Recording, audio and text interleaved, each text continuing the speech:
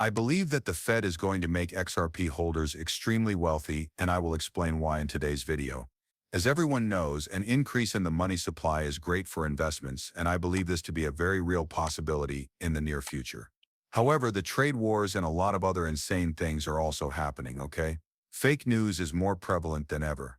We are discussing reputable news media outlets, legitimate I suppose depending on who you ask, that publish items that are later proven to be false and hotly debated within a few hours. Completely ridiculous.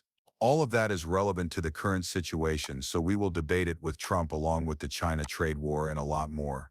However, we will conclude with a section discussing the Federal Reserve, the ongoing political conflict between Trump and the Fed, and what is expected to occur very soon. I want to start by discussing this now. President Trump delivered a statement yesterday. I'll play this for you quickly before discussing China's reaction. Trump claims that they are speaking with China on a daily basis, which is to be expected. Massive tariffs, after all, will have a significant impact on both parties. You can't get it for free. There will always be a person impacted by tariffs, and that individual will always be disproportionately affected. Additionally, the United States has made it plain that if China continues to retaliate, they would continue to raise duties on the country. Thus, it is clear that the trade war is quite insane. But in response to Trump's remarks, China stated, "We're talking to China every single day." China added that there have been no trade talks between the US and China. These reports are all untrue. At this point, I'm genuinely unsure of what to think. I am aware that Trump is not speaking to China directly.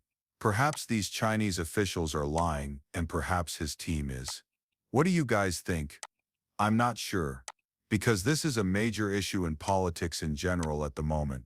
Fake news, huh? There are people who claim that certain things are happening when in fact they are not, and this is actually rather common. Therefore, I'm not really sure what's happening here. Personally, I don't see why Trump and his administration aren't communicating with China at all, unless they have no intention of changing the tariffs at all. In other words, if their main goal is to just maintain the tariffs, then perhaps this is a strategy. They can then claim, well, we've been trying to negotiate with China, but they don't want to do anything, after claiming to be in contact with China but not actually doing so. Therefore, since they haven't been communicating at all, we will simply maintain the tariffs. Furthermore, China appears to be adopting a different strategy. They claim that they are being blackmailed by the United States. The US does not communicate with them. In reality, they have no interest in engaging in any kind of negotiation. In any case, it's fascinating to observe what's happening here. This basically suggests that if China is speaking the truth, these Chinese tariffs will remain in place for the foreseeable future, possibly for a few years.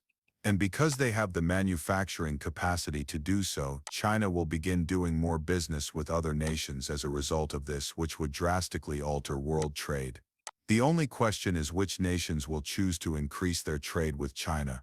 So yes, this is a pretty fascinating situation that is unfolding, and I'm eager to see how it turns out. Trump then says that the 25% tariffs on Canada may increase while he is, of course, discussing this with China.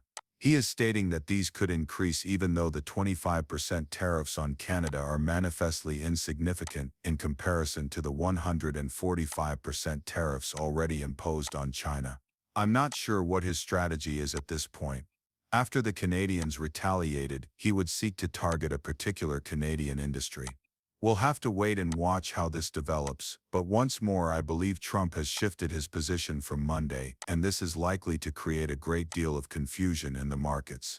He said, okay, we're still trying to talk about it, but we're going to raise some tariffs on some people, which is a very different message from what he said on Monday, when the market was quite bullish and trade talks were going well.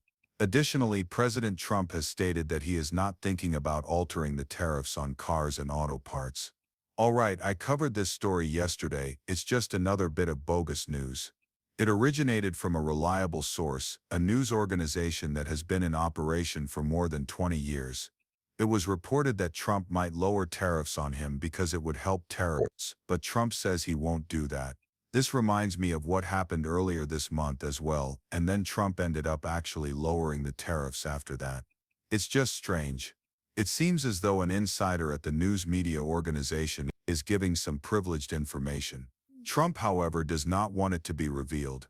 He claims that they aren't taking it into account, but he might still go ahead and do it nonetheless. There's no real way to know for sure though, because there is so much false information out there that it's getting harder to tell what is true and what isn't. Even Trump will say things that are technically untrue in order to change his opinion within a few days, so there's really no way to know at this point. Since he doesn't want other nations to essentially learn sensitive information about their plan, this has already occurred a few times, correct?